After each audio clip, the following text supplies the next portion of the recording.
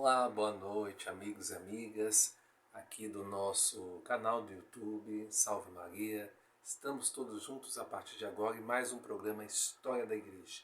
E hoje nós vamos falar sobre a Igreja e os povos bárbaros. Pois é. Mas antes disso, como já é de costume e vocês já sabem, nós vamos fazer a nossa oração inicial. Senhor, aqui estamos reunidos em Teu nome, desejosos de construir Teu reino. Que o Espírito Santo que enviaste aos nossos corações e mantém viva a Tua presença em nós, nos ensine o que devemos refletir e os passos que devemos dar, para que, fortalecidos com Tua graça, possamos realizar os Teus desígnios. Se Tu, ó Espírito Santo, o inspirador do nosso discernimento, ensina-nos a escutar os outros e a nos deixar iluminar por Suas luzes, e fazes que sempre busquemos a verdade. Desejosos disto, estamos aqui reunidos. Em nome do Pai, do Filho e do Espírito Santo. Amém. Muito bem, meus irmãos, vamos falar sobre esse assunto, que é um assunto interessante, né? Eu sempre digo que o História da Igreja é um programa que veio para ficar, né? Porque é importante que você, meu irmão, minha irmã, possa conhecer nada melhor do que conhecermos a história da nossa Santa Igreja, tá? A partir do século IV, deu-se o importante acontecimento das invasões bárbaras no Império Romano, que contribuiu fortemente para constituir a cristandade da Idade Média. Os novos povos, a princípio repelidos pelos habitantes do Império, acabaram fundindo-se com estes, resultando daí o cristão medieval que configurou a Igreja de sua época. A origem de tais invasões está no fato seguinte: os hunos, saindo dos desertos da Mongólia, conquistaram uma parte da China, mas foram impelidos para o ocidente por outros povos invasores. Entraram, portanto, na Europa Oriental e Setentrional, onde estavam alojados povos não conquistados pelos romanos: os godos, os alamanos, os francos e os lombardos. Estes, cedendo à pressão dos hunos, tiveram que invadir o Império Romano. As primeiras tentativas foram repelidas pelos romanos, mas na segunda metade do século IV, o Império estava enfraquecido do ponto de vista militar e administrativo, de modo que não pôde resistir. No ano 376, os visigodos atravessaram o Danúbio, entraram na Grécia, na Ilíria, Iugoslávia, e chegaram até Milão, na Itália. Não se consideravam conquistadores do Império, mas aliados dos romanos. Os vândalos, porém, os ostrogodos, os lombardos, se mostraram mais ferozes, de modo a acelerar a derrocada do Império.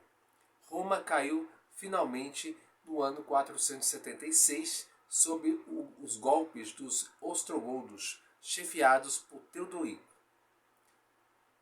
Um dos generais deste, Odoacro, destituiu o último imperador, o Rômulo, e fez-se proclamar rei da Itália. Vejamos qual a atitude dos cristãos frente aos novos povos. O receio dos cristãos. A população do Império Romano, embora resultasse da justa posição de povos diferentes, vencidos pelo Império, sentia-se una, pois compartilhava a mesma civilização que era chamada a România. Esta era oposta à barbares, palavra onomatopaica que tentava reproduzir a rudez e a dureza característica dos invasores. Aliás, os romanos já haviam sido considerados bárbaros pelos gregos. Transferiam então este tratamento para os germanos. Para os romanos feitos cristãos, as invasões bárbaras eram motivo de especial pavor. Com efeito, para os discípulos de Cristo, Roma foi, de certo modo, um esteio de propagação do Evangelho, suscitar a paz romana e a fácil comunicação entre diversos povos, favorecendo assim a pregação missionária. Verdade é que o Império Romano pagão e perseguidor é mal visto em certos escritos do Novo Testamento que identificam Roma como a Babilônia prevaricadora. Como está na primeira epístola de São Pedro, capítulo 5, versículo 13, e também no livro do Atos dos Apóstolos, no livro do Apocalipse, capítulo 17, versículo 5. Todavia, apesar das perseguições, os cristãos eram beneficiados pelas estradas e pela unidade política do império, de modo que alguns escritores da Igreja atribuíam a este uma função providencial.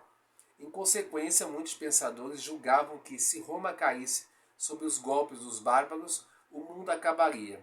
Tal era a ligação que estabeleciam entre Roma e a história. O escritor Latâncio, por exemplo, escrevia no começo do século IV. Veja só o que esse escritor escrevia, né? É visível que o mundo está ameaçado da queda próxima. A única circunstância que pode atenuar nossos receios é o fato de que a cidade de Roma ainda subsiste em estado próspero. Mas quando esta capital do universo for vencida e dela não restar senão um acervo de ruínas, não teremos mais nenhum motivo para duvidar da iminência do fim do mundo. Esta cidade por si conserva e sustenta tudo. Podemos sentir o estado de ânimo temeroso dos cristãos através das palavras de São Jerônimo, que foi um dos homens mais eruditos de seu tempo. Meu coração estremece pensando nos desastres do nosso tempo. Eis mais de 20 anos que entre Constantinopla e os Alpes Julianos o sangue é derramado diariamente. Quantas almas, quantas virgens de Deus, quantos corpos nobres e delicados não foram os joguetes dessas feras selvagens. Os bispos são levados em cativeiro, os sacerdotes assassinados juntamente com clérigos de diversas ordens. As igrejas são devastadas, os cavalos amarrados junto aos altares de Cristo, como em estrebaria. Os despojos dos mártires são extraídos da terra. Em toda parte há luto, gemidos e a sombra da morte.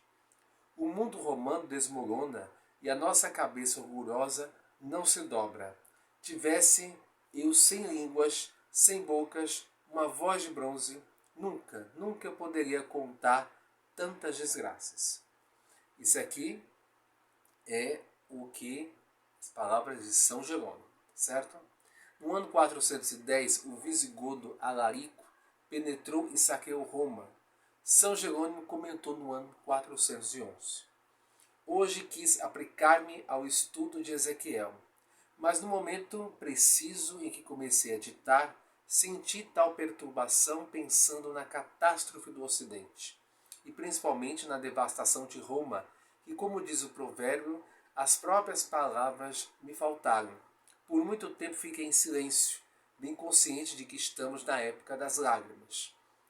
Neste mesmo ano, depois que expliquei 3 livros de Ezequiel, uma subitânea invasão dos bárbaros desencadeou-se como uma torrente sobre o Egito. A Palestina, a Fenícia, a Síria, tudo arrastando consigo. Foi graças à misericórdia de Cristo que escapei das mãos deles. Palavras de São Jerônimo. No citado comentário sobre Ezequiel, ainda escreveu São Jerônimo: quem teria acreditado que essa Roma, construída sobre vitórias obtidas em todo o universo, viesse um dia a desmoronar?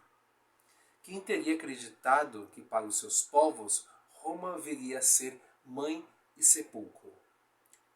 Que todas as regiões do Oriente, do Egito e da África se cobriram de escravos, homens e mulheres vindos de Roma, outrora senhora do universo? Todavia, o horror dos cristãos havia de ceder a outros sentimentos. Um olhar mais otimista. O pavor foi substituído por confiança e esperança em virtude dos seguintes fatores. Os invasores iam penetrando cada vez mais e o mundo não acabava. Os cristãos foram vendo que se esboçava uma nova situação geral e que o Senhor parecia exigir deles que a assumissem. Em vez de se fecharem na perplexidade, uma nova atitude aflorava a mente dos cristãos. Sugerida pelo sacerdote Salviano de Marsella, em vez de deter sua atenção apenas na barbárie dos novos povos, fizessem os cristãos seu exame de consciência. Não bastava professar a fé católica para esperar as bênçãos de Deus. Era preciso viver de acordo com essa fé. Salviano aponta então os vícios da civilização romana, dada aos prazeres e espetáculos fúteis. Os habitantes do império são coniventes com graves abusos como a embriaguez, a luxúria, a mentira, os falsos juramentos, o orgulho. Ao contrário, dizia o escritor, os invasores têm seus traços de vida positivos. Amam uns aos outros, ao passo que os romanos se odeiam mutuamente. São castos, principalmente os godos e os saxões. Ignoram as impurezas do circo e do teatro. O deboche entre eles é crime, enquanto para os romanos é motivo de vanglória. Há pobres, viúvas e órfãos que escolheram viver em meio aos godos e não se dão por frustrados. Os bárbaros são hereges, sim, professavam o arianismo, mas isto é culpa dos romanos, que lhe transmitiram a heresia. Os historiadores reconhecem exagero nos dizeres de Salviano.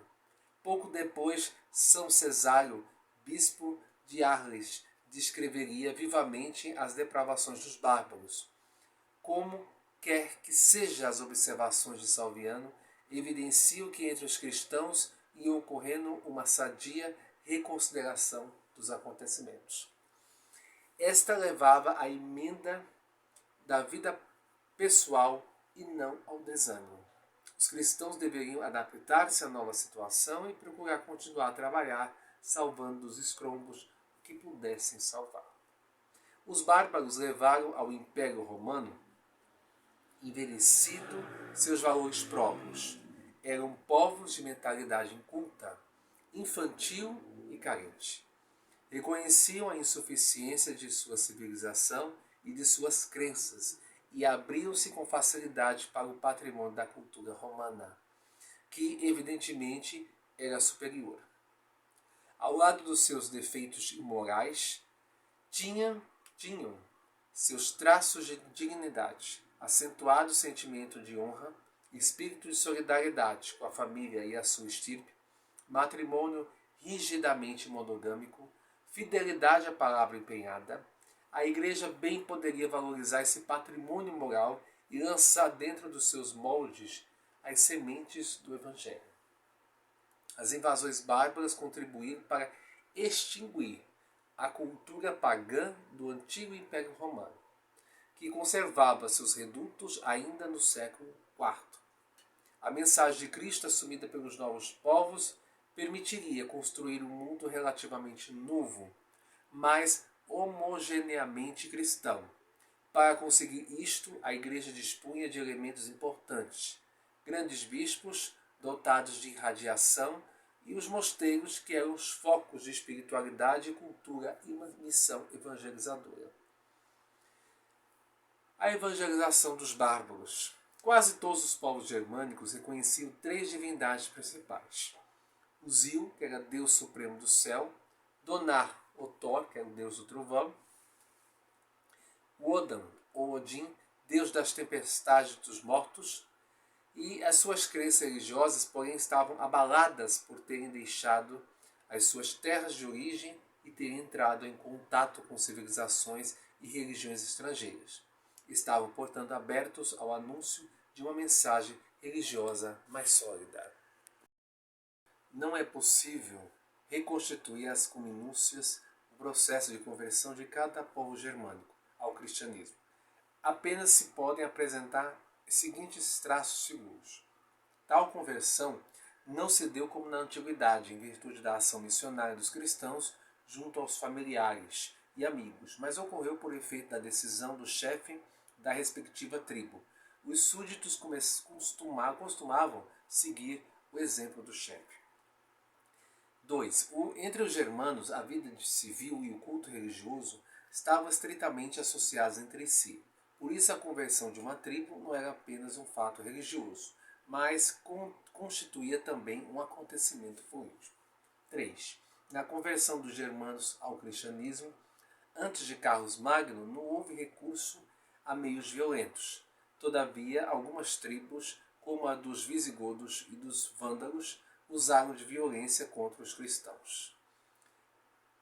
4. Os germanos, com exceção dos francos, fizeram-se cristãos primeiramente sob a forma de arianismo, seguido o exemplo dos visigodos. Alguns ordes permaneceram arianas até o seu ocaso, os ostrogodos, os vândalos. Outras o abandonaram para tornarem-se católicas, ainda que tardiamente visigodos, suevos e burgúndios. Muito bem, vamos agora examinar em particular a conversão dos visigodos e também dos francos. Os visigodos foram os primeiros povos germânicos a abraçar o cristianismo. No século III, alguns de seus indivíduos se tornaram católicos por obra de prisioneiros ou de missionários, com quem tiveram contato. Todavia, o grande arauto da fé entre eles foi Ulfilas, ordenado bispo dos godos por Eusébio. Bispo ariano de Nicomédia, pregou durante mais de 40 anos a fé ariana entre os seus compatriotas. Traduziu para o godo quase toda a Bíblia e admitiu a língua goda na liturgia. Ulfilas, assim, trabalhou com o apoio dos imperadores Constâncio e Valente, que procuravam fazer do arianismo a religião do Estado. Os visigodos constituíram um foco missionário de um modo germânico oriental, de modo que, sob o seu influxo, todos os povos germânicos orientais acolheram a doutrina de Cristo sob a forma ariana. Já os francos havia de desempenhar papel especialmente importante na história da Igreja. Na segunda metade do século V, passaram das margens do Reno para a Gália. O seu chefe, o Clodoveu, ou Clovis, casara-se com a princesa católica Clotilde. Esta o persuadiu de mandar batizar os dois filhos. Mais tarde, Clodoveu achou-se em difícil situação em enfrentar o exército dos alamanos. Fez então um voto de tornar-se cristão caso vencesse. Tendo sido bem-sucedido, recebeu o batismo das mãos do bispo São Remígio de Reims, no Natal do ano 496, juntamente com 3.000 homens do seu séquito. Entre os motivos da decisão do rei estava o desejo de obter o apoio dos bispos para o jovem reino franco. A conversão de Clovis e dos francos teve enorme importância, visto que os outros chefes germânicos eram pagãos ou arianos. Clovis apresentou seus povos católicos do Ocidente como protetor da religião ortodoxa. Este fato mereceu para a França o título da filha mais velha da Igreja. Clovis, também dito o novo Constantino entre aspas, né? E seus sucessores tiveram grande ingerência nos assuntos internos da Igreja, que equivale a um certo cesaropapismo no Ocidente. A corte desses reis não dava o exemplo de autêntica vida cristã, pois era afetada por crimes e impudicícia. A Igreja empenhou-se por salvar da decomposição o reino dos francos e fazê-lo baluarte da história dos próximos séculos. Muito bem, meus irmãos. Essa então aí foi um pouco, né, vamos dizer assim, um pouco resumido sobre essa relação da Igreja com os povos bárbaros aí, tá certo? Bem, antes do nosso momento de pedido de oração, eu gostaria de informar os nossos irmãos e irmãs que hoje nós estamos apresentando o último programa História da Igreja desse ano civil de 2023, tá certo? Então, o programa História da Igreja, com programas novos, inéditos, né, volta só, depois de hoje, só em março de 2024, se Deus assim permitir. Tá bom? Antes, no mês de fevereiro, a ideia é reprisar alguns programas, né, que fizeram parte, né, desse programa História da Igreja ao longo desse ano de 2023. tá certo? Então, para quem ainda não teve a oportunidade de ver, né, e teria essa oportunidade novamente a partir do mês de fevereiro, com os programas assim reprisados, tá? E janeiro não temos os nossos programas, estarão fora do ar, não só a História da Igreja, mas todos os outros, certo? Em fevereiro, o programa História da Igreja volta, mas de uma forma assim reprisando, e a partir de março aí os programas novos, certo? Tá bom? Muito bem, vamos ao nosso momento de pedidos de oração. Lembrando que na próxima semana, neste horário, nós vamos estar fazendo a nossa novena de Natal, se Deus assim permitir. Tá? Bom, então eu gostaria de rezar junto com vocês por todas as almas que estão no purgatório. Em especial pelos meus pais, pelo meu irmão, pela minha tia Maria Fernanda dos Santos e também por Dona Maria Belmiro Bento. Pela recuperação da saúde de todos e de todas, mas em especial de Dona Romana Maria Jesus, por Dona Sulema, por Dona Ana Lúcia, pelo Paulo Luiz, pelo Monsenhor Guilherme, pela Carla Sibeli, pelo avô e a mãe do José Luiz, por Adriana Araújo, por Dona Luzinete, o João Lucas, pelo Senhor Júlio e Dona Benedita, que são os avós do Cleberson, e rezemos também por Zefinha, minha prima, né?